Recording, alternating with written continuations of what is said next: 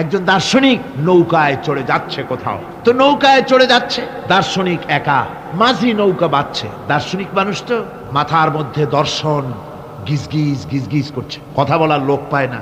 এখন মাঝির সাথেই কথা বলার সিদ্ধান্ত নিল। শেষ পর্যন্ত বলল, রে মাঝি, কত বছর নৌকা চালাও? তা তো বহুত বছর, জীবনটাই কাটাই দিলাম। তা ভূগোল চেনো? ভূগোল কখনো দেখেছো? ওই যে না, ভূগোল আমি দেখবো কোথাতে, আমি হলাম গরিব মানুষ, এগুলি ধনীদের কাম, তারা হয়তো খায় টায়, আমি ভূগোল দেখিও নাই খাইও নাই।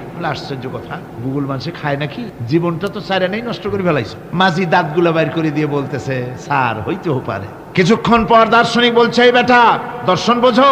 স্যার খামোখাই শরম দিচ্ছেন, এ সমস্ত বড় লোকের খাবার, ওগুলি আমার সামনে বলে লাভটা কি? আমরা গরিব মানুষ, এগুলি আমরা কোনোদিন দেখিও নাই খাইও নাই। দার্শনিক বলছে, বেটা বেউকুফ, দর্শন মানুষে বুঝি খায়? তোর জীবন আটা নাই মিশা। মাঝি কয়, হইতেও পারে। এবার দার্শনিক বলছে, এই বেটা, কিছুই তো জানো না, খালি দাঁত বাইর করো, ইতিহাস চেনো? মাঝি বলছেন, স্যার এইবার একটা কথা বলছেন যেটার সাথে কিছুটার মিল আছে, আমি খাইছি। সেটা হচ্ছে, বাপ গরিব ছিলেন, কিন্তু মাঝে মধ্যে শীতের মৌসুমে পাতিহাঁস জবাই করে আমরা খাইতাম, আর বিবাহের সময় শ্বশুর বাড়ির রাজহাঁস জবাই করে খাওয়াইছিল, কিন্তু ইতিহাস তো খাই নাই, ওইটা কোথায় পাওয়া যায়? দার্শনিক বলছে, বেকুব বেটা, ইতিহাস আর পাতিহাঁস বুঝি এক? তোর জীবন তো 12 আনাই মিশা। মাঝি কয়, হইতেও পারে। কিছুক্ষণ পর উত্তর দিকে কালো মেঘ উঠেছে, আকাশ থমথমে ভাব, নদীর ভিতরে তুফান সৃষ্টি হয়েছে। মাঝি বলছে, স্যার সাঁতার জানেন? কয় যে না মাঝি, সাঁতার তো জানি না। মাঝি কয়, স্যার ভূগোল, দর্শন, ইতিহাস 3 সাবজেক্টে আমার জীবন 12 আনা মিশা, এখন তো দেখি এক সাবজেক্টে 16 আনাই মিশা আপনার। আমার তো 4 আনা আছে, 12 আনা ফেল, 4 আনা তো আছে, ওই 4 আনা দিয়ে আমি সাতরাইয়া কেনারায় উঠে যাব, আর ইতিহাস দর্শন পাতিহাস খাইয়া ডুবে মরমিয়া। এবার দার্শনিক বলছে, আরে মাঝি, মানুষকে এরকম নৌকা ডুবে মরে নাকি? কয়, মরে না। আমার বাপ এই নৌকার মাঝি ছিল, তারপরে এই নৌকা বাইতে বাইতে আমার বাপ এই নৌকার মধ্যে মরছে ডুবে। আচ্ছা, তোমার দাদা? আমার দাদাও মাঝি ছিল, এই নৌকা বাইতে গিয়ে সেও মরছে। তোমার নানা? আমার নানাও এরকম নৌকা বাইয়া এরকম মাঝি হয়ে মরছে। দার্শনিক কয়, তুমি তো দারুণ বেহায়া, যে নৌকায় তোমার বাপ মরলো, দাদা মরলো, সেই ব্যবসা তুমি ছাড়তে পারো নাই, তুমি তো দারুণ বেহায়া। মাঝির বুদ্ধি কম না। মাঝি কয় যে, স্যার আপনার বাপ জিন্দা আছেন? কয় না, মারা গেছেন। কোথায় মরছে? ঘরের মধ্যে খাটের উপরে চিত হইয়া আরামসে মারা গেছে। আপনার দাদা? বলে তিনিও ঘরের মধ্যে বাস, ওইখানেই ঘরের মধ্যেই মারা গেছেন খাটের উপরে। আপনার নানা? উনিও ঘরের মধ্যে চিত হয়ে আরামসে মারা গেছেন। মাঝি কয় যে, আপনিও তো বেশরম কম না, যে ঘরের মধ্যে আপনার দাদা মরলো, নানা মরলো, গোষ্ঠী মরলো, সেই ঘরটা তো এখন আপনি সারতে পারেন নাই। এর দ্বারা মাঝি বুঝাইতে চাইল এই কথা, দার্শনিক সাহেব, মৃত্যুর জন্য সময় হলো আসল কথা। সময় যখন এসে যাবে, সে যে জায়গায় হোক, মৃত্যু তাকে ছাড়বে না। মৃত্যু যখন আসবে, জায়গায় পৌঁছতে হবে, আর সময় যখন আসবে, 1 মুহূর্ত আগে পিছু করা হবে না। মৌত আসার সাথে সাথে আজরাইল তার সামনে এসে যাবে, 1 মুহূর্ত বাঁচতে পারবে না। সুতরাং মুমিন ব্যক্তি, তার দিলের মধ্যে মৃত্যু সম্পর্কে কোনো ধরনের ওই ধরনের চিন্তা থাকবে না, পরান্ডা নিয়ে কোনো রকম নিবাসী এরকমের চিন্তা থাকবে। জীবন আল্লাহ দিয়েছেন, আল্লাহ নিবেন, সময় আসলে 1 মুহূর্ত দেরি করা হবে না। সুতরাং সেই জীবনটা যিনি দিয়েছেন, তার রাস্তায় দেওয়ার জন্যই সে তৈরি থাকবে। এটা হলো মুমিনের কোয়ালিটি। আমার বন্ধুগণ, এরপরে মুমিনদের ভিতরে আরেকটা জিনিস হবে, সেটা হচ্ছে মুমিন কখনো হতাশ হবে না, নিরাশায় তার মন ভেঙে যাবে না। হতাশা মুমিনের কলিজাকে কখনো ছোট করে দিবে না, আন্দোলন থেকে তাকে বিরত রাখবে না। অন্ধকার দেখবে, চতুর্দিকে অন্ধকার মেঘাচ্ছন্ন, চতুর্দিক থেকে মেঘ জমে আসতেছে, মনে হবে যেন আর ফজর হবে না, কিন্তু একটু পরে দেখা যাবে এই মেঘের ঘনঘটা দূর হয়ে গিয়ে সকালবেলায় আকাশে আবারও সূর্য উদিত হয়েছে, ঠিক না? সুতরাং মুমিনের হতাশ হওয়ার কোনো কারণ নাই। হতাশ হয় কারা? কোরআনে কারীমের মধ্যে বলা হয়েছে, ওয়ামান ইয়াকনাতু মির রাহমাতি রাব্বিহি ইল্লা দাল্লুন। কেবলমাত্র পথভ্রষ্ট লোকেরাই, কেবলমাত্র গোমরাহ লোকেরাই তারাই নিরাশ হয়, হতাশ হয়। ঈমানদার লোক কখনো হতাশ হয় না, তার ঈমানে, তার আশায় বুক বেঁধে সাহসের সঞ্চার করে দেয়, কারণ সে তো জানে, আল্লাযী খালাকানি ফাহুয়া ইয়াহদিন, আল্লাহ আমাকে সৃষ্টি করেছেন, আমার হেদায়েতও তিনি দিয়েছেন, পথও তিনি দেখিয়েছেন। ওয়াল্লাযী হুয়া ইউতঈমুনি ওয়া ইয়াসকিন। আমি যখন ক্ষুধার্ত হই ওই আল্লাহই আমাকে খাওয়ান, আমি যখন তৃষ্ণার্ত হই তখন আল্লাহই আমাকে পান করান। ওয়া ইযা মারিদতু ফাহুয়া ইয়াশফিন। আর যখন আমি অসুস্থ হই ওই আল্লাহই আমাকে রোগ মুক্ত করেন। সুবহানাল্লাহ। দেখেন হযরত আইয়ুব আলাইহিস সালাম সব কোরআনের মধ্যে আছে, আল্লাহ পাক সব বলে দিয়েছে। আমাদের মধ্যে অনেকের রোগ হলে কয় যে এত নামাজ রোজা করি আর রোগে আমারই পাইলো, বলে না এরকম? নামাজ রোজা করি, দান সদকা করি, হজ করি আর আমারই রোগটাই পাইলো, এই রোগ ছাড়েই না। আশ্চর্য কথা, রোগ দিয়ে আল্লাহ মানুষের ঈমান পরীক্ষা করেন। ধৈর্য ধরতে হবে। হযরত আইয়ুব আলাইহিস সালামের রোগ হলো 18টি বছর পর্যন্ত রোগে ভুগলেন। 18 বছর শরীর পচে যেতে লাগলো, বিবি বাল বাচ্চা সব তার কাছ থেকে ছড়ে গেল, গ্রামের লোকেরা তাকে তাড়ায় দিল, জঙ্গলের ভিতরে তিনি কাটাতে লাগলেন। এরপরে তিনি কষ্টে অস্থির হয়ে গেলেন, কোন শেকায়েত আল্লাহর দরবারে তোলেন নাই। বলেছেন, আয় আল্লাহ পাক, আমি দারুণ ভাবে রোগগ্রস্ত হয়ে পড়েছি আর তুমি রহমান রহিম। হযরতে আইয়ুব আলাইহিস সালাম 18টি বছর রোগ ভোগ করার পর যখন তিনি লক্ষ্য করলেন শুধু শরীরের ভিতরেই পোকা না, এবার পোকা জিহ্বার মধ্যে শুরু হয়ে গেছে, জিহ্বায় পোকা ধরেছে, গায়ের গোশতে পোকা, পুজ পোকা, পচে পচে শরীর পড়তেছে, জিহ্বার মধ্যেও পোকা হয়ে গেছে। হযরত আইয়ুব আলাইহিস সালাম এবার আল্লাহর দরবারে হাত তুলে বলেন, রব্বুল আলামিন, এতদিন কোনো কথা বলি নাই, 18টি বছর পর্যন্ত হাসি মুখে আমি সহ্য করে চলছি, তুমি রোগ দিয়েছো বলার আমার কিছুই নাই, কিন্তু এবার অবশ্যই শিকায়েত করব, যেহেতু আমার জিহ্বায় পোকা ধরেছে, মাবুদ আমার জিহ্বায় পোকা দিও না, আমার জিহ্বায় যদি পোকা হয়ে যায় তাহলে তোমার মতো আল্লাহর জিকির আমি কি দিয়া করব? আয় আল্লাহ, জিহ্বাটা সুস্থ রাখো যাতে করে তোমার জিকির করতে পারি। সুবহানাল্লাহ। আমার আল্লাহ রাব্বুল আলামিন পরিষ্কার করে কোরআনে কারীমের মধ্যে বলে দিলেন, আমি আইয়ুব আলাইহিস সালামের আইয়ুবের রোগ মুক্ত করে দিলাম এবং তার হারানো সব সম্পদ আমি তাকে দান করে দিলাম। মুমিন বান্দা যারা, তারা রোগে শোকে এভাবে কাতর হবে না, নিরাশ হবে না, মনে করবে আল্লাহ রাব্বুল আলামিন আমাকে পরীক্ষা করছেন, এরপরে নিয়ামত আসবে, হতাশা তাকে পেয়ে বসবে না। দেখেন ইউসুফ আলাইহিস সালাম তাকে কুয়ার মধ্যে ফেলে দিল, কারা? ভাইরা কুয়ার মধ্যে ফেলে দিল। কুয়ার মধ্যে ফেলানো হয়েছে, ভাইরা মনে করলো এটা মরণ কুয়া, এটা মৃত্যুকূপ, এখানে ইউসুফ আলাইহিস সালাম শেষ হয়ে যাবে। কিন্তু ওই 11 ভাইরা জানতো না এটা মৃত্যু কুয়া নয়, এটা হচ্ছে একদিকে কুয়ার মুখ আর একদিকে মিশরের সিংহাসন। এটা কেনানে কুয়ার মধ্য থেকে ইউসুফ আলাইহিস সালাম ঢুকলেন, এটা একটা টানেল, সুড়ঙ্গ পথ, কুয়ার এক মাথা দিয়া ঢুকলেন আর এক মাথা দিয়া মিশরের সিংহাসন দখল করলেন। সুবহানাল্লাহ। আল্লাহ কোথা থেকে কোথায় নিয়ে গেলেন। হযরতে ইয়াকুব আলাইহিস সালাম সন্তানের শোকে অস্থির হয়ে গেলেন, সন্তানের শোকে অস্থির হয়ে গেলেন, কিন্তু তিনি নিরাশ হন নাই, হতাশ হন নাই। তিনি বলেছেন, ফাসাবরুন জামিল আসাল্লাহু আইয়াতিয়ানি বিহিম জামিআন ইন্নাহু হুয়াল আলিমুল হাকীম। ফাসাবরুন জামিল, আমি উত্তম ধৈর্য ধারণ করব এবং আমি আশা করি অতি শীঘ্র আল্লাহ রাব্বুল আলামিন আমার যা আমি হারিয়েছি আমাকে আল্লাহ পাক মিলাই দিবেন। সুবহানাল্লাহ বিহামদি। আর আল্লাহ পাক হযরত ইয়াকুব আলাইহিস সালামের কাছে হযরত ইউসুফকে মিলাই দিলেন। সুবহানাল্লাহ বিহামদি। সুতরাং মুমিন ব্যক্তি কখনো নিরাশ হবে না, হতাশা নিরাশায় তার মন ভেঙে দেবে না। দেখা যাচ্ছে ইসলামী আন্দোলন আর বুঝি রইল না, বুঝি শেষ হয়ে গেল। চতুর্দিক থেকে বন্য হায়নারা অস্ত্র নিয়ে, বিদেশি টাকা নিয়ে, সম্পদ নিয়ে চতুর্দিক থেকে হামলা শুরু করেছে, আর বাঁচার পথ নাই। ইসলামী আন্দোলন বুঝি শেষ না। মুমিন যারা, তারা হতাশায় ভোগে না। কি বলেন? হতাশায় ভোগে? মোটেই হতাশায় ভোগে না। তারা মনে করে নিশ্চয়ই এর ভেতরে রয়েছে কল্যাণ। এর মধ্যে কি রয়েছে? আমরা দেখতে পাই হযরত ইউনূস আলাইহিস সালাম মাছে তারে গিলে ফেলে দিল, হতাশায় তিনি হার্ট ফেল করেন নাই। মাছের পেটের মধ্যে যদি কেউ চলে যায়, বেরিয়ে যাওয়ার জন্য কোনো ব্যাকডোর আছে নাকি? কোন পালাবার কোন রাস্তা আছে? মাছের পেটের জানালা দরজা আছে?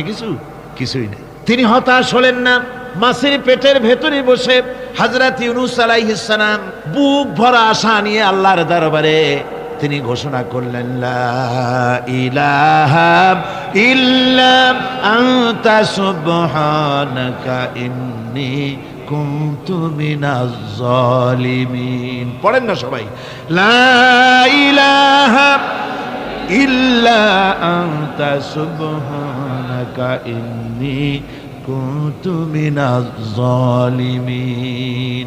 হযরত ইউনূস আলাইহিস সালাম বললেন, আল্লাহ তুমি ছাড়া কোনো ইলাহ নাই, তোমার পবিত্রতা ঘোষণা করছি, আমি জালিমদের অন্তর্ভুক্ত হয়ে গেছি।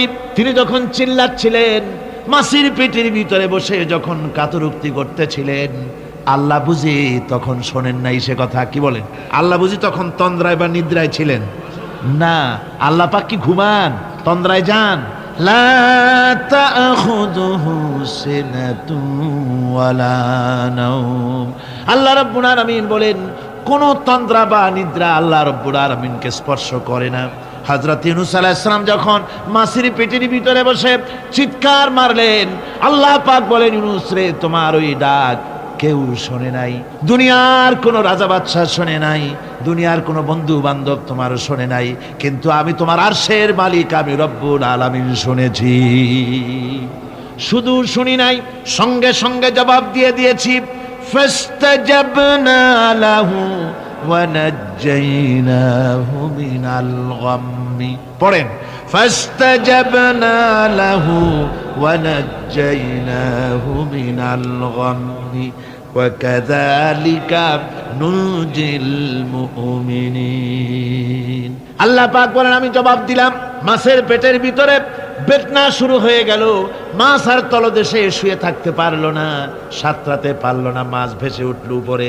পেটের যন্ত্রণায় মাছ কিনারায় চলে এসে বমি করে দিতে পারলে যেন বাঁচি, এই অবস্থা মাছের হলো। কিনারায় চলে এলো, বমি করে ইউনূস আলাইহিস সালামকে ফেলে দিল, মাছও বাঁচলো, ইউনূস আলাইহিস সালামও বাঁচলো। আল্লাহ রাব্বুল আলামিন বলেন, মুমিনারা শোনো, শুধু ইউনূসকে নয়, ওয়া কাযালিকা নুনজিল মুমিনিন। এইভাবে করে মুমিন বান্দারা যদি আমাকে ডাকে, আমার কাছে যদি হাত ফাইলায়, আমি আল্লাহ রব্বুল আলামিন মুমিনদের এভাবে বিপদ মুক্ত করে দেই। আল্লাহ পাক বিপদ মুক্ত করে দেন। ওমান ইয়াত্তাকিল্লাহা ইয়াজআল লাহু মাখরাজা। আল্লাহকে যে ভয় করে, আল্লাহ তার জন্য রাস্তা খুলে দেন। জোরে কোন সুবহানাল্লাহ। দেখেন, ইউসুফ আলাইহিস সালাম, জুলাইখা তাকে আটকায় ফেলেছে ঘরের মধ্যে, তালা দেওয়া, খিল দেওয়া, সিটকানি মারা, পালাবার পথ নাই, চতুর্দিকে উলঙ্গ নগ্ন চিত্র। আর এই সুন্দরী যুবতী নারী জুলাইখা তার প্রেম নিবেদন করেছে হযরত ইউসুফের কাছে। যৌবনে ভরা টকবগে যৌবনের যুবক হযরত ইউসুফ আলাইহিস সালাম, সৌন্দর্যের পিরামিড, বাঁচার কোনো পথ নাই জুলাইখার কুপ্রবৃত্তি চরিতার্থ করে দেওয়া ছাড়া। কিন্তু হযরতে ইউসুফ আলাইহিস সালাম আল্লাহ রাব্বুল আলামিনকে ডাকলেন, হতাশায় ভেঙে পড়লেন না, আল্লাহকে ভয় করলেন, আল্লাহকে ডাকলেন। আল্লাহকে ডেকে, আল্লাহকে ভয় করে তালাবদ্ধ দরজার দিকে যখন দৌড় মারলেন, রব্বুল আলামিন আপন কুদরতে দরজার তালাগুলি খুলে দিলেন। ভাইরা আমার, এভাবে করে মুমিনেরা কখনো হতাশ হয় না। ফাইন্না মাআল উসরি ইউসরা, ইন্না মাআল উসরি ইউসরা। মনে রাখতে হবে, দুঃখ কষ্টের সাথে থাকে সুযোগ সুবিধা, আর প্রত্যেক অসচ্ছলতার সাথে থাকে উদার সচ্ছলতা।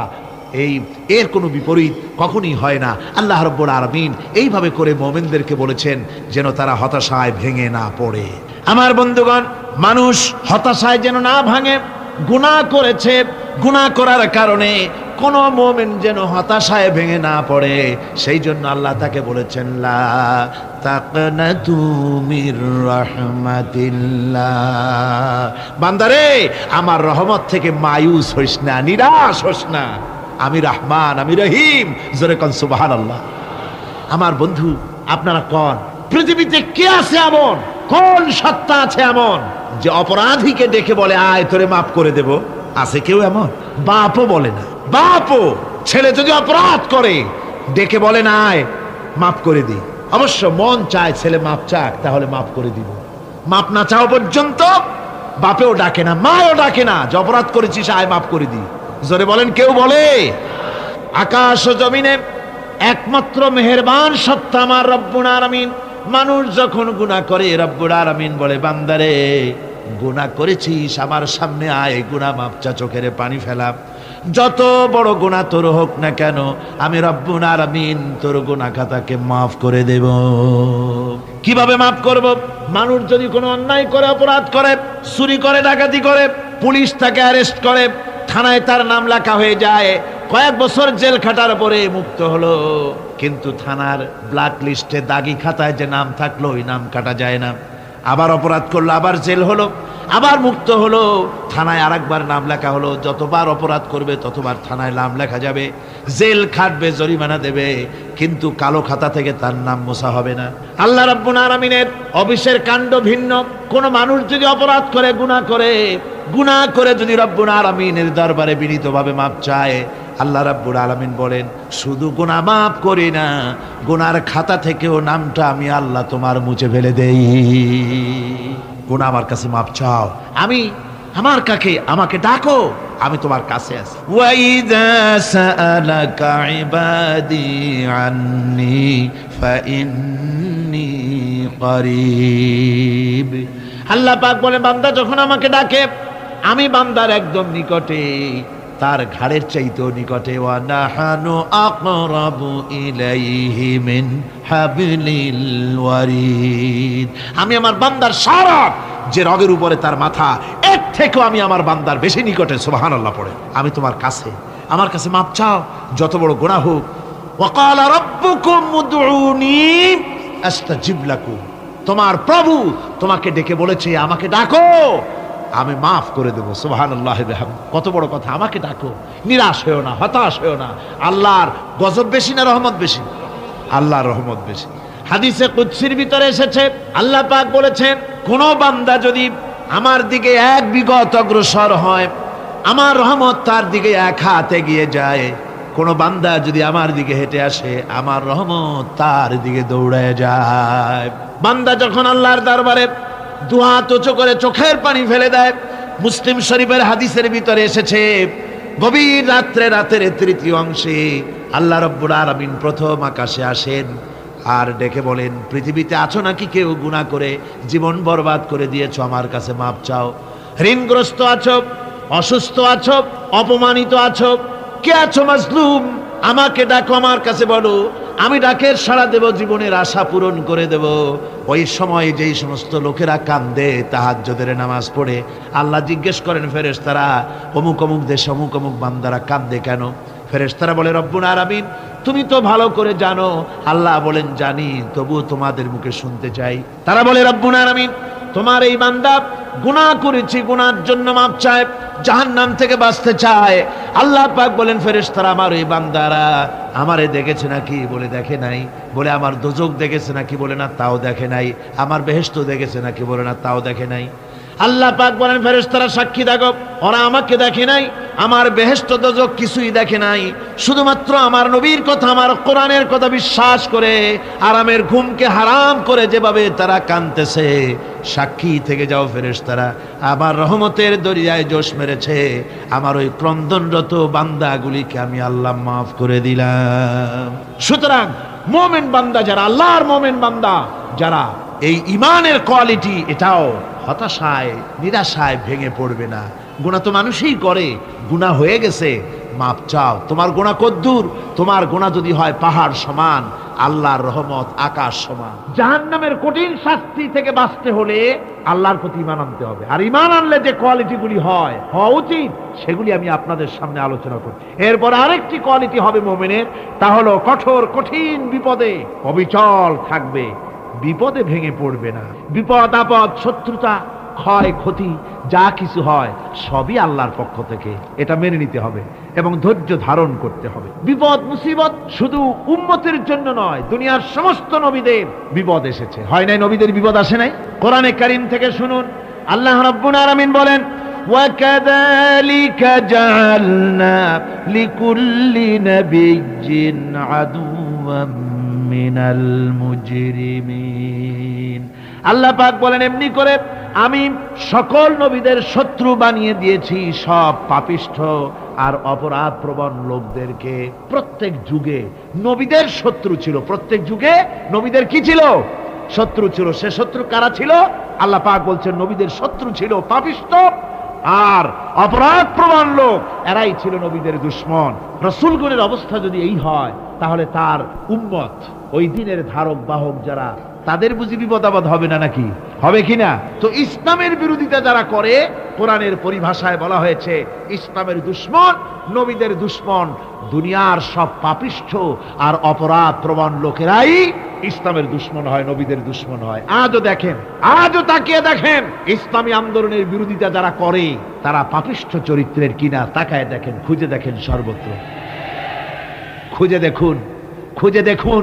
যারা ইসলামী আন্দোলনের বিরোধিতা করে, যারা ইসলামকে মিটিয়ে দেওয়ার চেষ্টা করতেছে, যারা ইসলামকে মৌলবাদ বলে, ইসলামকে সাম্প্রদায়িক বলে, কোরআনে কারীমের কথা কত স্পষ্ট যে নবীদের দুশমন হয়, ইসলামের দুশমন হয় মুজরিম লোকেরা, অপরাধ প্রবণ আর পাপিষ্ঠ লোকেরা।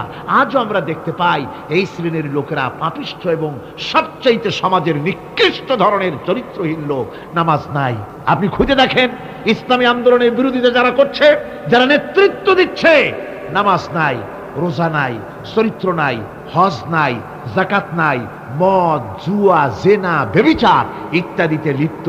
চেহারা দেখলে ছেলেপেলেরা 2 গ্লাস পানি খায় ভরসটে। কথা ঠিক কিনা কয়? এই হলো অবস্থা। মারে কেন? মুমিনদেরকে, পয়গম্বরদেরকে, সাহাবীদেরকে এবং ঈমানদারদেরকে মারে কেন? তার কারণ হচ্ছে আল্লাহ রাব্বুল আলামিন বলেছেন, ওয়া মা নাকামু মিনহুম ইল্লা আইয়ুমিনু বিল্লাহিল আজিজিল হামিদ। কাফিররা ঈমানদার লোকদেরকে অন্য কোন অপরাধী নির্যাতন চালায় না, নির্যাতন চালায় শুধু এই কারণে যেহেতু মুমিন লোকেরা পরাক্রমশালী, আল্লাহ রাব্বুল আলামিনের দ্বীনকে কায়েম করতে চায়, তার উপরে ঈমান এনেছে, এই কারণেই তারা মারে। ঠিক কিনা কর? যুগে যুগে নবীদের উপরে, সাহাবীদের উপরে যে অত্যাচার হয়েছে, সেই অত্যাচার এই কারণেই হয়েছে, অন্য কোনো কারণে নয়। এই কঠিন বিপদে অবিচলতা এবং ধৈর্যের দৃষ্টান্ত নবীগণ পেশ করেছেন পৃথিবীর বুকে। আমরা দেখেছি ইব্রাহিম আলাইহিস সালামকে আগুনে ফালানো হয়েছে, আছে না কোরআন শরীফে? আমি কিন্তু গল্প করতেছি না, সব কোরআনের কথা। কিসের কথা? ইব্রাহিম আলাইহিস সালামকে আগুনে ফালানো হচ্ছে। অপরাধ কি? অপরাধ হচ্ছে হযরত ইব্রাহিম আলাইহিস সালাম দাওয়াত দিয়েছেন লা ইলাহা ইল্লাল্লাহ। জোরে পড়েন, লা ইলাহা ইল্লাল্লাহ, লা ইলাহা, লা ইলাহা ইল্লাল্লাহ মুহাম্মাদুর রাসূলুল্লাহ। হযরত ইব্রাহিম আলাইহিস সালাম দ্বীনের দাওয়াত দিয়েছেন, এক আল্লাহর দাওয়াত দিয়েছেন, ঈমানের দাওয়াত দিয়েছেন। আর কোনো অপরাধ ছিল না। নমরুদ সহ্য করতে পারল না। কোরআনে কারীমের মধ্যে সব কথাগুলি আল্লাহ পাক এই জন্য বিধৃত করেছেন, এই জন্য কোরআনে কারীমের মধ্যে সব কথা উঠায় দিয়েছেন, যাতে করে মুমিনেরা বিপদ আসলে পরে যেন ঘাবড়ে না যায়। ইব্রাহিম আলাইহিস সালামকে আগুনে ফেলানো হচ্ছে। ফেরেশতা বলছে, ইব্রাহিম তোমারে আগুনে ফেলায় দাও, হতেছে আমার কাছে সাহায্য চাও, আমার কাছে ক্ষমতা আছে, আগুনগুলো উঠাইয়া নমরুদের বংশ জ্বালায় দেব। হযরত ইব্রাহিম ফেরেশতার কাছে সাহায্য চাইছিলেন নাকি? তিনি বললেন, ফেরেশতা তোমার কাছে সাহায্য কেন চাইব? আমি তো এমন কোন অন্ধ আল্লাহর ইবাদত করি না যেই অন্ধ স্রষ্টা তার গোলামের দুঃখ দুর্দশা না দেখেন। আমি তোমার কাছে সাহায্য চাইব না। হযরত ইব্রাহিম আলাইহিস সালাম পাশ করলেন। কি বলেন, পাশ করছেন না? ঈমানের পরীক্ষায় পাশ। আগুনের মধ্যে হযরত ইব্রাহিমকে যখন ফেলানো হচ্ছে, রব্বুল আলামিন আগুনের প্রতি নোটিশ করে দিলেন, ইয়া নারু কুনি বারদাও ওয়া সালামান আলা ইব্রাহিম। আগুন আমার ইব্রাহিমের জন্য শান্তিদায়ক, ঠান্ডা হয়ে যা। এখন কি আর আগুনের বাপের ক্ষমতা আছে ইব্রাহিমরে পোড়ানো? আর ক্ষমতা নাই। আমার বন্ধুগণ, ইব্রাহিম আগুনের ভিতরে আরামে বসা আছেন, আর ওদিকে নমরুদ বসে বসে দেখতেছে দূর থেকে। ইব্রাহিম তো জ্বলে না, গায়ের মধ্যে আগুন জ্বলে গেল। ডাক দিয়া কয়, আগুন তোর হলো কি? কেন জ্বালাইতে পারিস না আমার দুশমন রে? হলোটা কি তোর? তোর কি জ্বালানো শক্তি বন্ধ হয়ে গেল নাকি? আগুনের ভিতর থেকে জবাব এলো, নমরুদ রে, আমার ভিতরে জ্বালানো শক্তি আছে কি নাই যদি প্রমাণ করতে চাও, টেস্ট করতে চাও, তুই নিজে আয়, তোরে শুদ্ধ তামাম দুনিয়া জ্বালাই দিতে পারি, ইব্রাহিমের এক গাছা পশমও জ্বালাইতে পারি না। তার কারণ হচ্ছে আমি হচ্ছি মাখলুক, আল্লাহ হচ্ছেন খালিক। আল্লাহ আমাকে বলেছেন না জ্বালাতে, তুমি 1000 বার বললেও আমি ইব্রাহিমকে জ্বালাইতে পারবো না। কোরআনে কারিমে ঘটনা বলে মুমিনদেরকে সাহস দেওয়া হচ্ছে, মুমিনেরা দ্বীনের কাজ করতে গিয়ে বিপদ আবাজ আসবে, ইমানের দাবি হলো বিপদ আসবে, আর বিপদ আসলে ঘাবড়ায় যেও না, মুসিবতে পড়ে চিন্তায় পেরেশানে হয়রান হয়ে যেও না। বিশ্বকবি আল্লামা ইকবাল কি সুন্দর করে বলেছেন, আজ ভি হো জু ইব্রাহিম কা ইমা পয়দা আগ কর সকতি হ্যায় এক আন্দাজে গুলিস্তান পয়দা। ইব্রাহিমের ইমান যদি আজিও কোথাও হয় বিদ্যমান, করতে পারেন অগ্নিকুণ্ডে খুবসুরত এক গুলিস্তান। আজও যদি আগুনের ভিতরে কোন নমরুদ কোন ইব্রাহিমকে যদি ফেলে দেয়, আল্লাহ রাব্বুল আলামিন আজও আগুনকে ফুলের বাগান বানায়া দিবেন। সুবহানাল্লাহ। ভয় পাওয়ার কারণ নাই, চিন্তা করার কোনো কারণ নাই। আমার বন্ধুগণ, হযরতে হুদ আলাইহিস সালামকে যখন সমাজের লোকেরা, রাষ্ট্রের লোকেরা ঘিরে ফেলে দিল, সমাজ শক্তি, রাষ্ট্র শক্তি যখন তাকে ঘিরে ফেলে দিল, ষড়যন্ত্রের পাহাড় তুলে দিল, তারে মেরে ফেলে দিবে, হযরত হুদ দেশ থেকে তার পালায় গেলেন না, ভয় পেলেন না। হযরতে হুদ আলাইহিস সালাম বললেন, কোরআনে কারিমে হযরত হুদের কথা কোট করা হলো, ফাকিদুনি জামিআন সুম্মা লা তুনজিরুন। সম্মিলিতভাবে ষড়যন্ত্র করো আমার বিরুদ্ধে, সবাই মিলে ষড়যন্ত্র করো, সুম্মা লা তুনজিরুন, আর আমাকে এতটুকু অবকাশ তোমরা দিও না। ইন্নী তাওয়াক্কালতু আলাল্লাহি রাব্বি ওয়া রাব্বিকুম, আমি ভরসা করেছি সেই আল্লাহর উপরে, যার কুদরতি হাতের ভেতরে, যিনি আমাদের রব তোমাদেরও রব, আর যার কুদরতি হাতের ভিতরে তামাম পৃথিবীর জানগুলি যার হাতে, সে আল্লাহর উপরে ভরসা করেছি। ষড়যন্ত্র যদ্দূর আছে করতে থাকো, আমি ষড়যন্ত্র পরোয়া করি না। সুবহানাল্লাহ। এটাই হলো মুমিনের কোয়ালিটি। শুধু ইমান, লা ইলাহা ইল্লাল্লাহু মুহাম্মাদুর রাসূলুল্লাহ, গরুর গোশত খাই, আর রবিউল মাস আসতে পরে ইয়া নবী সালাম আলাইকা, ইয়া রাসূল সালাম আলাইকা, তারপরে গরম গরম জিলাপি আর রসগোল্লা খাইলাম খুব বেশি করিয়া, এর নাম মুমিন নয়। মুমিন হচ্ছে তার চলায় ফেরায়, ওঠায় বসায় সাহসিকতার এক আন্দাজ তৈরি হবে সে।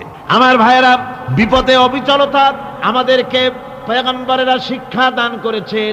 আমরা দেখতে পেয়েছি বিশ্বনবী জনাবে মুহাম্মদুর রাসূলুল্লাহ সাল্লাল্লাহু আলাইহি ওয়াসাল্লাম হিজরতের রাত, কাফেররা চতুর্দিকে দাঁড়ানো, হযরত জিবরাইল এসে বলেন, ইয়া রাসূলুল্লাহ, হে কাফেররা চতুর্দিকে ঘিরে দাঁড়িয়েছে, গভীর রাত, এখন হাতে তাদের তরবারি, সকাল হলে পরেই তারা আপনাকে মেরে ফেলে দিবে, তাড়াতাড়ি ওঠেন, মদিনার দিকে চলে যান।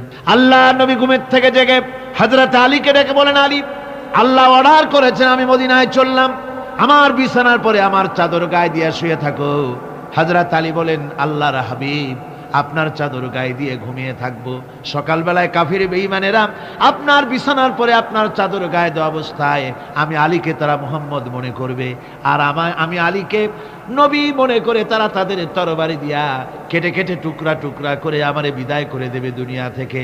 এতটুকুনো পরোয়া করি না, বরং আমার দিলের মধ্যে এটাই তৃপ্তি থাকবে যে আমি আলীর জীবনের বিনিময় আল্লাহর হাবিব দুনিয়ায় বেঁচে আছেন। নবীজি ঘরের থেকে বেরোলেন, চতুর্দিকে কাফেররা দাঁড়ানো, আল্লাহ নবী হাতে এক মুষ্টি বালু হাতে নিয়ে শাহাতেল বজু পড়ে 3 বার দম করে বালুগুলো ছেড়ে দিলেন। বালিগুলি ঘরের চতুর্দিকে কাফেরদের চোখে চলে গেল। পরবর্তী সময় রব্বুল আলামিন ডেকে বলেন, নবীরে, বালি যখন নিক্ষেপ আপনি করেছিলেন, ধুলাগুলি আপনি তো শুধু নিক্ষেপ করেছিলেন, কিন্তু চতুর্দিকে কাফেরদের চোখে গেল কেমনে? একদিকে মেরেছিলেন, সেই দিকেই তো যাওয়ার কথা ছিল, চতুর্দিকের কাফেরের চোখে চোখে সেগুলো পৌঁছে গেল কেমনে? ওয়ামা রামাইতা ইদ রামাইতা ওয়ালাকিন্নাল্লাহ রামা। আপনি নিক্ষেপ করেন নাই, যখন আপনি নিক্ষেপ করেছিলেন আপনি তো শুধু বালুকণা ছেড়েছেন, আর ওই বালুকণাগুলি ঘরের চতুর্দিকে সব কাফেরদের চোখে পৌঁছবার দায়িত্ব আমার কুদরত গ্রহণ করেছিল। আমার ভাইয়েরা, নবীজি বিপদে, এতগুলি শত্রু তরবারি নিয়ে তিনি বিপদে ধৈর্য হারা হন নাই। আস্তে করে ঘরের থেকে বেরিয়ে হযরত আবু বকরের বাড়িতে গিয়ে হাজির। দরজায় গিয়ে আওয়াজ দিলেন, আবু বকর।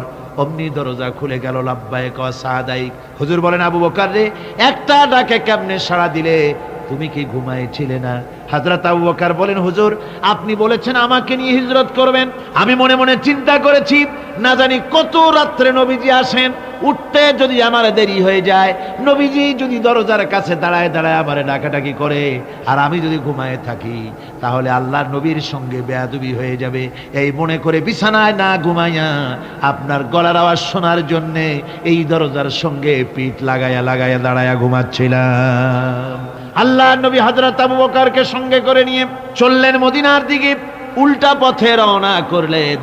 বারবার কাবা শরীফের দিকে তাকাতে লাগলেন। বুখারী শরীফে এসেছে, নবীজি বারবার কাবার দিকে তাকিয়ে বলতেছেন, রে কাবা, বড় আশা ছিল তোর কাছে থাকবো, তোর খেদমত করব, কিন্তু তোর নিষ্ঠুর সন্তানেরা তোর কাছে আমারে থাকতে দিল না রে। আল্লাহ নবী মিসফালা দিয়ে জাবালে কেদোয়ার উপর দিয়ে চলে গেলেন জাবালে সুরে। গুহার কাছে যখন গিয়েছেন, ফজর রক্ত হয়ে গেল।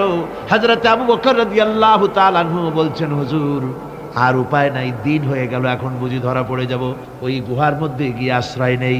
তবে আপনি দাঁড়ান, গুহার ভিতরেই পাহাড়িয়া গুহা, বিচ্ছু থাকতে পারে, সাপ থাকতে পারে, আমি আগে ঢুকি, যদি কোনো হিংস্র প্রাণী থাকে আমার উপর দিয়া আঘাত হয়ে যাক, আল্লাহর নবী হেফাজতে থাকুক। হযরত আবু বকর রাদিয়াল্লাহু তাআলা আনহু গুহার ভিতরে নামলেন, নেমে গুহা সাফ করে হুজুরকে ডাকলেন। হুজুর তাশরীফ ফরমালেন গুহার মধ্যে। হুজুর বলেন, আবু বকর হেঁটে হেঁটে কষ্ট হয়ে গেছে, তুমি বসো, তোমার উরুর উপরে মাথা রেখে আমি একটু ঘুমায়ে যাই। আল্লাহর হাবিব ঘুমায় গেলেন। হযরত আবু বকর লক্ষ্য করে দেখেন চতুর্দিকে অনেকগুলি গর্ত দেখা যায়। এই গর্ত থেকে সাপ আসতে পারে, বিচ্ছু আসতে পারে মনে করে নিজের গায়ের চাদর ছিঁড়ে ছিঁড়ে গর্তগুলি বন্ধ করা শুরু করে দিলেন। কয়েকটা গর্ত বন্ধ করার মতো চাদর আর নাই, পাও দিয়ে চেপে ধরলেন। এক পাহাড়িয়া বিষধর সাপ বেরোবার জন্য চেষ্টা করে বেরোবার পথ খুঁজে না পেয়ে হযরত আবু বকরের পায়ের উপরে দংশন করেছে। বিষের যন্ত্রণায় হযরত আবু বকরের চোখ থেকে পানি দরদর করে পড়ছে। রাসূলুল্লাহর ঘুম ভেঙে গেল। আল্লাহর নবী তাকে বলেন, আবু বকর চোখে পানি কেন? বাড়ির কথা বুঝি মনে পড়ে গেছে? হযরত আবু বকর বলেন, ইয়া রাসূলুল্লাহ, আল্লাহর নামে কসম করে বলি, যেই দিন আমি ঈমান এনেছি ওই দিন থেকে আমার মা বাপ, আমার কোলে আমার সন্তান, আমার স্ত্রী, আমার জায়গা জমি ঘর বাড়ি, এমনকি আমার নিজের আত্মার চাইতে হুজুর আপনারে ভালোবাসি বেশি। তাহলে কাঁদো কেন? হযরত আবু বকর বলেন, হুজুর বাড়ির জন্য কাঁদি না, ছেলেপেলের জন্য কাঁদি না, সাপে দংশন করেছে, যন্ত্রণায় কাঁদতেছি। আল্লাহ নবী সঙ্গে সঙ্গে মুখ থেকে থুতু বার করে যন্ত্রণার জায়গায় লাগাই দিলেন।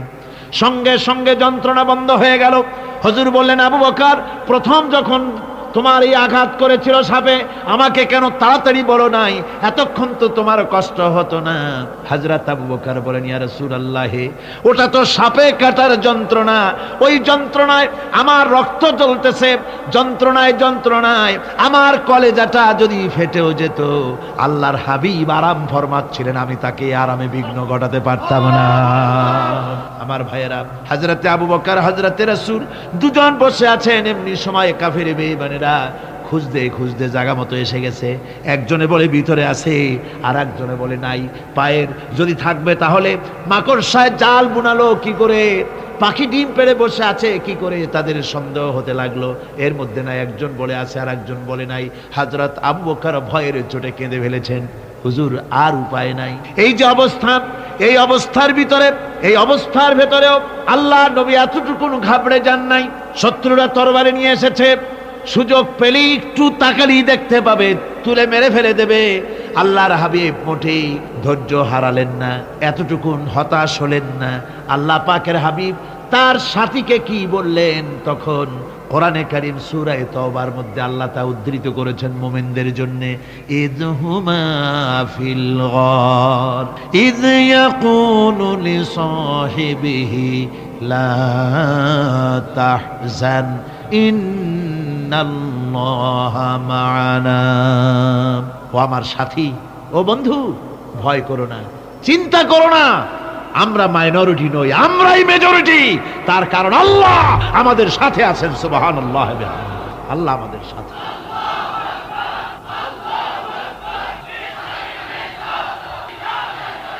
আমার বন্ধুগণ, কোরআনে কারিমে রব্বুল আলামিন বলেন, ফাআনজালাল্লাহু সাকিনাতাহু আলাইহি ওয়া আইয়াদাহু বিজুনুদিন লাম তারাওহা।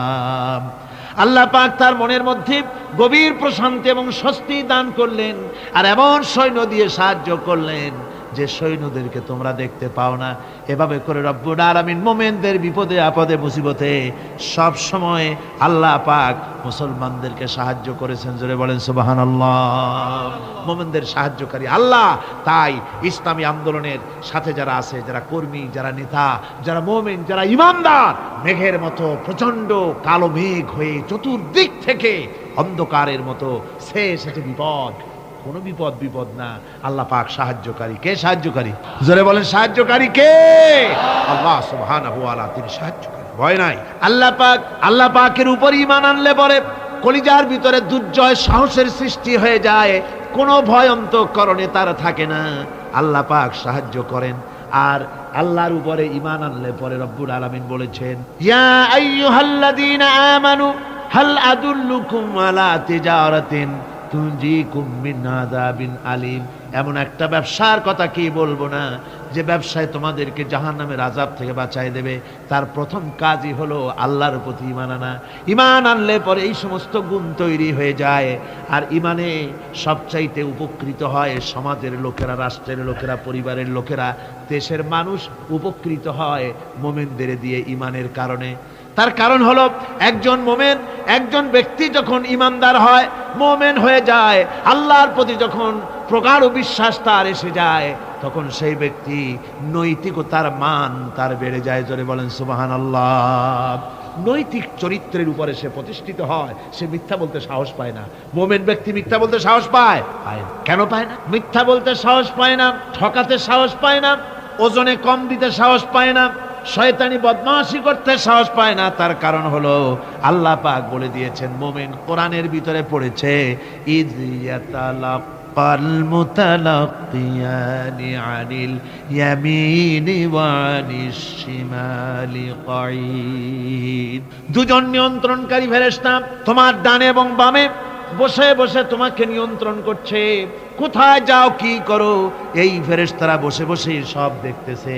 মা ইয়ালফিযু মিন কাওলিন ইল্লা লাদাইহি রাকীবুন আতীদ। মানুষ এমন কোনো কথা বলে না যা ফেরেশতারা রেকর্ড না করে, সব রেকর্ড হয়ে যায়। তাই মুমিন ব্যক্তি দায়িত্বহীন কথা বলতে পারে না। মুমিন ব্যক্তির চরিত্র ভালো হয়ে যায়। সে যে কথা বলে বুঝে শুনে কথা বলে, সে যে ওয়াদা করে বুঝে শুনে ওয়াদা করে। যেহেতু সবকিছুর জবাব কিয়ামতে দিতে হবে। কোথায় দিতে হবে? কোথায় দিতে হবে? কিয়ামতে আল্লাহর দরবারে জবাব দিতে হবে। মহান আল্লাহ রাব্বুল আলামিন বলেছেন, ওয়ালাকাদ খালাকনাল ইনসানা ওয়া না'লামু মা তুওয়াসবিসু বিহি নাফসু। মানুষ সৃষ্টি করেছি আমি, তার অন্তঃকরণের ভিতরে ওয়াসওয়াসা কি হয় আমি জানি। এই জন্য মুমিনেরা মনের ভিতরে কোনো খারাপ কল্পনাও করতে পারে না। খারাপ কল্পনা করলেও তার হিসাব দেওয়া লাগবে আল্লাহর কাছে। কার কাছে? ওয়াইন তুবদু মিন আনফুসিকুম আও তুখফুহু ইউহাসিবুকুম বিহিল্লাহ। আল্লাহ বলেন, মনের মধ্যে যেসব কল্পনা করো তা প্রকাশ করো আর গোপন রাখো, ওইটার হিসাব নেব আমি আল্লাহ পাক। কিয়ামতের দিন আমার কাছে হিসাব দিতে হবে। বন্ধুগণ, এই জন্য মুমিন যারা, মুমিনদের চরিত্র প্রতিষ্ঠিত হয়, মুমিনদের ধারণা থাকে যেখানেই যাই না কেন, যেখানেই বসি না কেন, সেখানেই আল্লাহ, আল্লাহ ছাড়া কোনো জায়গা নাই। আছে নাকি? আছে। আল্লাহ পাক বলেন, মা ইয়াকুনু মিন নাজওয়া সানাসাতিন ইল্লা হুয়া রাবিউহুম। তোমরা যেখানে তিনজন মিলে পরামর্শ করো, মনে রেখো তিনজন নও, ওখানে চতুর্থ সত্তা আমি রব্বুল আলামিন তোমাদের কাছে আছি, সব শুনি আর দেখি। পাঁচজন যেখানে হও সেখানে আমি ষষ্ঠ।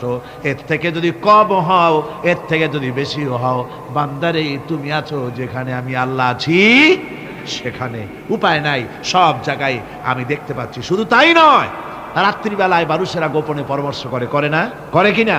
রাতে রাতে পরামর্শ করে, এক জায়গায় বসে হলের মধ্যে, পাহাড়ের মধ্যে কোনো জায়গায় বসে পরামর্শ করে। কি পরামর্শ?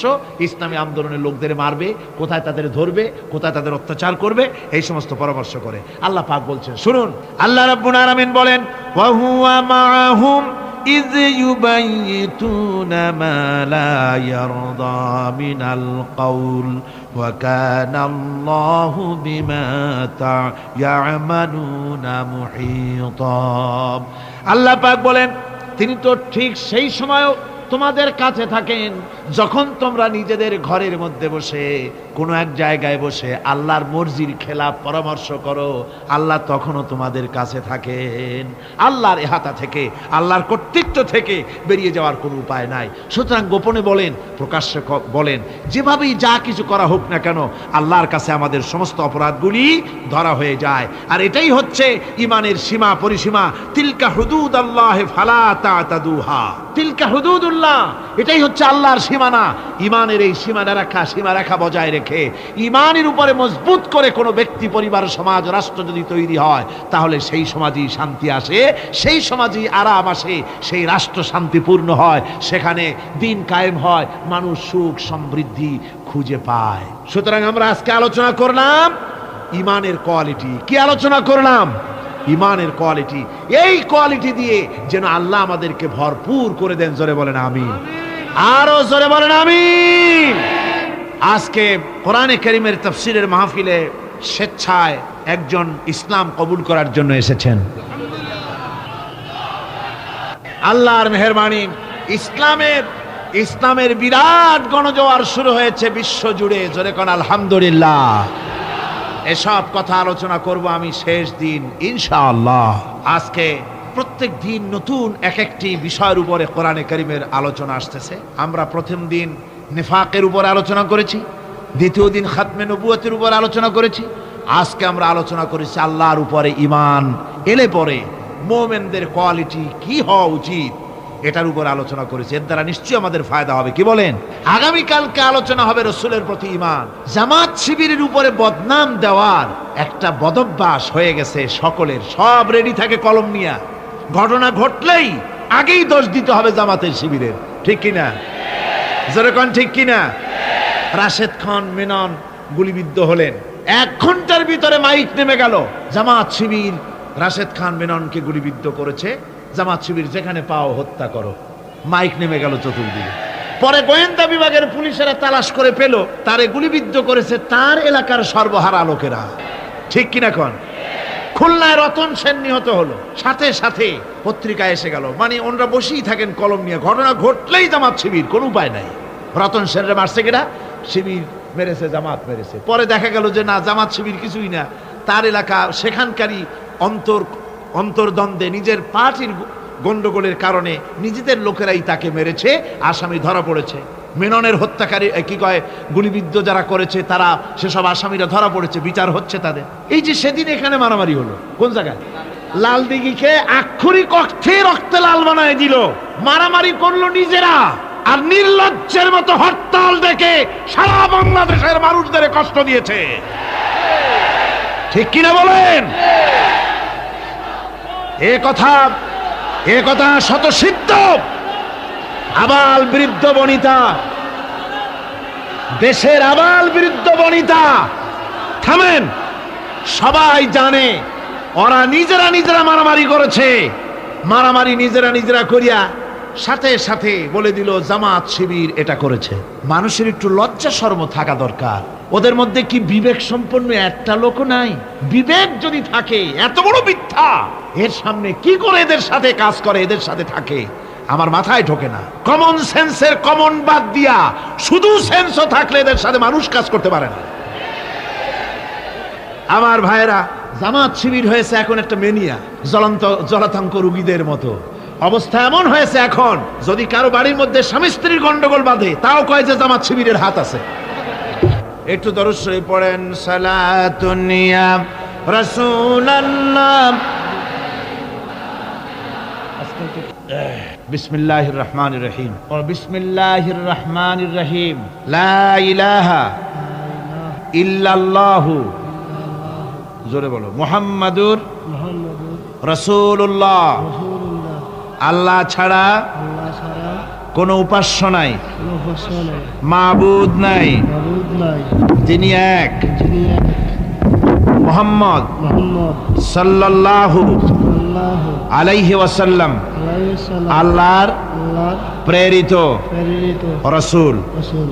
আশহাদু আন আশহাদু আন লা ইলাহা লা ইলাহা ইল্লাল্লাহু ইল্লাল্লাহু ওয়াহদাহু ওয়াহদাহু লা শারীকা লাহু লা শারীকা লাহু ওয়া আশহাদু আন্না আশহাদু আন্না মুহাম্মাদান মুহাম্মাদান আবদুহু আবদুহু ওয়া রাসূলুহু। ওয়া রাসূলুহু। আমি সাক্ষ্য দিচ্ছি আমি সাক্ষ্য দিচ্ছি আল্লাহ ছাড়া আল্লাহ ছাড়া কোনো ইলাহ নাই, কোনো ইলাহা নাই, মাবুদ নাই, মাবুদ নাই, উপাস্য নাই, উপাস্য নাই, তিনি এক, তিনি এক, তিনি একক, তিনি একক, তার কোনো তার কোনো অংশীদার নাই। অংশীদার নাই। আমি আরো সাক্ষ্য দিচ্ছি আমি আরো সাক্ষ্য দিচ্ছি মুহাম্মদ মুহাম্মদ সাল্লাল্লাহু সাল্লাল্লাহু আলাইহি ওয়াসাল্লাম আলাইহি ওয়াসাল্লাম আল্লাহর আল্লাহর প্রেরিত প্রেরিত রাসূল রাসূল এবং এবং তার বান্দা। তার বান্দা। সবাইকে সালাম দাও, আসসালামু আলাইকুম বলো। আপনারা বলেন ওয়ালাইকুম আসসালাম। এই ছেলে এতক্ষণ এক মুহূর্ত আগ পর্যন্ত ছিল মুশরিক, আর এখন হচ্ছে আমাদের জন্য আমাদের তৌহিদবাদী, আমাদের মুসলমান ভাই। আমাদের কি হলো? আমাদের মুসলমান ভাই। বরং আমাদের থেকে তার এক ডিগ্রি মর্যাদা এখন বেশি। সেটা হলো এই, আমরা জীবনে বহুত গুনাহ করেছি, আমাদের আমলনামায় কম বেশি গুনাহ সকলের আছে, ঠিক না? কিন্তু এই লোকটি কলেমা পড়ার পর রাসূলুল্লাহ সাক্ষ্য দিচ্ছেন, আল্লাহর নবী বলেছেন কালেমা পড়ার সাথে সাথে পেছনের সব গুনাহ আল্লাহ মাফ করে দিয়েছেন। এখন সে মাসুম, সে বেগুনাহ, নবজাতকের মতোই বেগুনাহ। তার দায় দায়িত্ব ইসলামী সমাজ কল্যাণ পরিষদ গ্রহণ করেছে। এভাবে করে আরো যারা হবে আমরা তারাও, তাদেরকেও ইসলামী সমাজ কল্যাণ পরিষদ শুধু একটি তাফসীরের মাহফিলই করে না, বরং এ ধরনের কাজ ও সমাজ কল্যাণমূলক বহুমুখী কাজ তারা করে থাকেন। এখন আমি আপনাদের সকলের পক্ষ থেকে আমাদের এই নতুন মুসলমান ভাইকে আলিঙ্গন করে সম্মানিত করছি। ربنا ظلمنا أنفسنا وإن لم تغفر لنا وترحمنا لنكونن من الخاسرين ربنا لا تزغ قلوبنا بعد إذ هديتنا وهب لنا من لدنك رحمة إنك أنت الوهاب। আয় আল্লাহ তাআলা, হাজার হাজার মুসলমান নরনারী ঠান্ডাকে উপেক্ষা করে তোমার দ্বীনের কথা শোনার জন্য, কোরআনে কারীমের কথা শোনার জন্য এই মাঠে এসে হাজির হয়েছে। আল্লাহ তুমি দয়া করে মেহেরবানি করে আলোচনার সওয়াবটুকুন হুজুরে পুর নূর সাল্লাল্লাহু আলাইহি সাল্লামের রূহ মুবারকে পৌঁছে দাও। ربنا تقبل منا إنك أنت السميع العليم وتب علينا إنك أنت التواب الرحيم سبحان ربك رب العزة عما يصفون وسلام على المرسلين ربنا واجعل آخر كلمة عند الموت لا إله إلا الله محمد رسول الله।